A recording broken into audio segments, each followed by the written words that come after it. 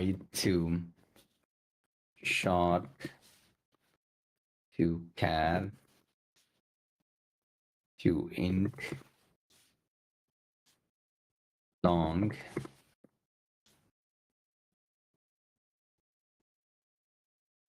float.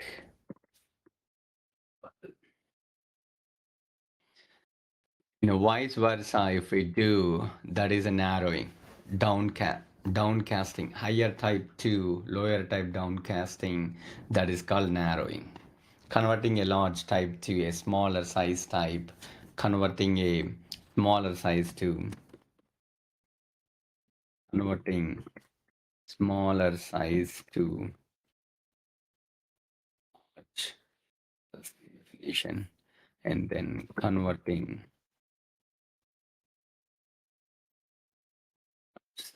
to, that's called narrowing. That is the typecast. How do we do typecast in Java?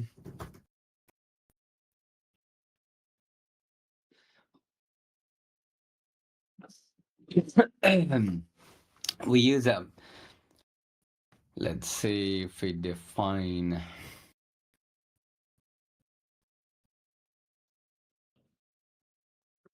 int I is equals to 5, right? This is an integer type. Now I'm defining double D is equals to I. Assigning I to double D, this value will be assigning to double D, which will be converting or typecasting this integer type to double. Java is doing like auto typecasting wherever it is possible. If it is not possible, we have to explicitly mention that typecasting. How do we mention an explicit typecasting when we need explicit typecasting? If it is like widening casting, means like smaller size converting to larger size, there wouldn't be problem. We don't need to say explicitly. If we want to do what we're doing 34 to 35, this is a, here we are doing widening casting, smaller size to upper.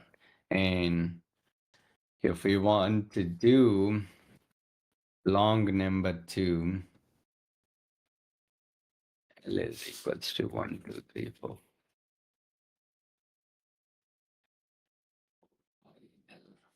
Is a long number, let's say, converting this long to a double.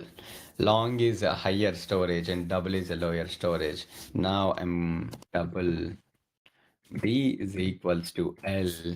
When we put like this, we will see an error in the compiler saying that you need to explicitly specify the typecast. When we need to specify a typecasting, what we need to do, same data type what we have here left side, we take that, put a open close bracket and put the same data type here, which data type we are assigning to this long value or long variable we are assigning to double, and we have to put the typecast. This is the syntax for typecast, converting that one.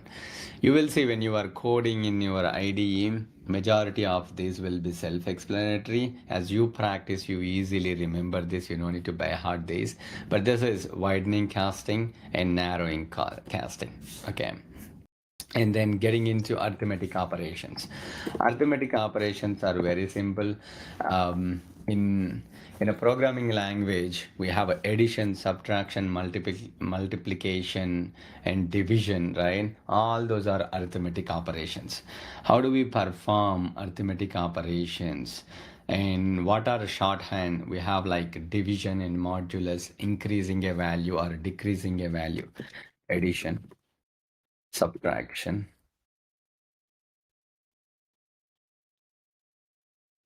multiplication, division, modulus, increment, decrement. I hope you guys know the difference between division and modulus. So modulus will return the division remainder. Okay, you'll get to know this when you see outputs. Addition will be plus operator.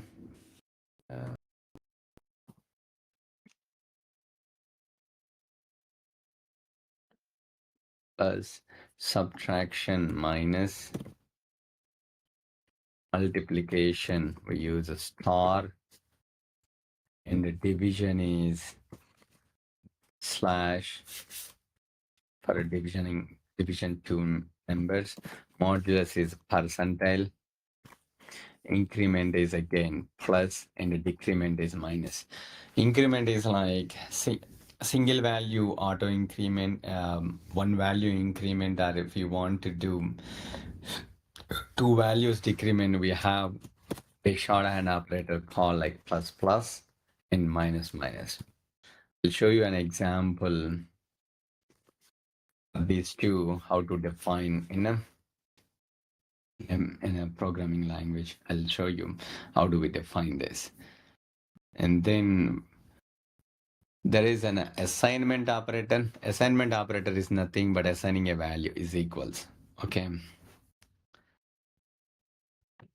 We will see that more in writing code. And comparison and logical operator. Comparison means like if we want to compare if number A is greater than number B or number A is less than or not in another number. For those comparisons, we will use comparison operators. We have less than, greater than comparison operators. Less than, greater than, less than or equal to, greater than or equal to. We'll be using these comparison operators heavily in day-to-day programming, and equal and not equal. Let's say you have a two variables and you need to kind of like find out whether this number A is equal to number B, or if number A is not equal to number B, what we need to do. We will be writing such kind of conditions. Wherever we need to write some conditions, we will be using comparison operator. And there will be logical operations. Let's say you have a condition 1 and condition 2. Whenever condition 1 and condition 2 satisfy, do something. If that is the program you have to write in a block, in a condition block, you have to use two conditions or three conditions or four conditions. Whenever you have like set of conditions to satisfy, that point of time we can use logical or, logical end, logical or logical not. Three operators. How do we define logical end? Ampersand. This is the logical end. So logical end, when both conditions are true, then only true.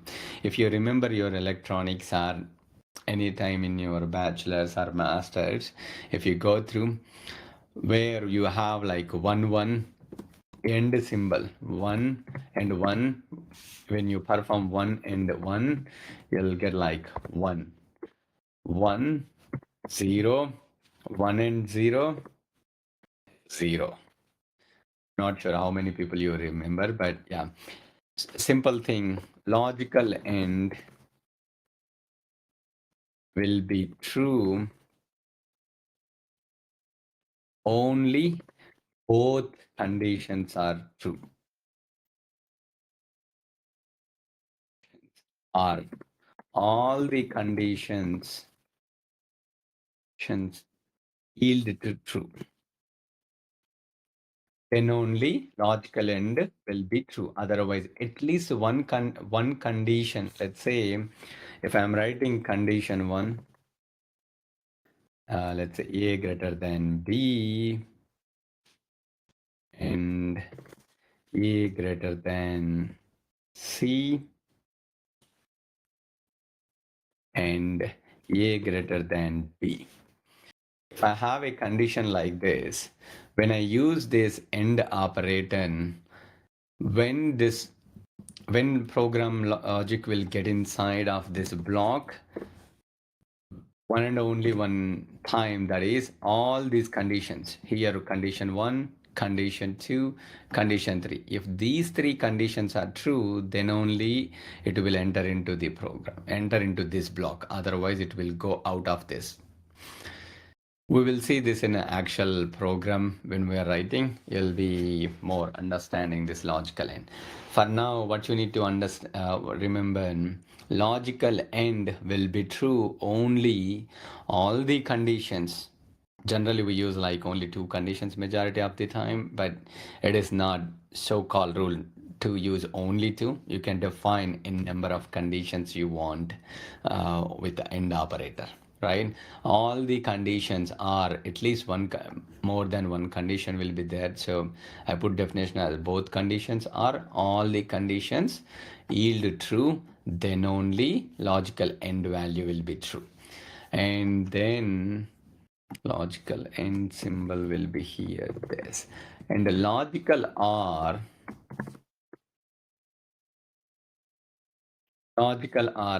if you see, end means like this and this and this.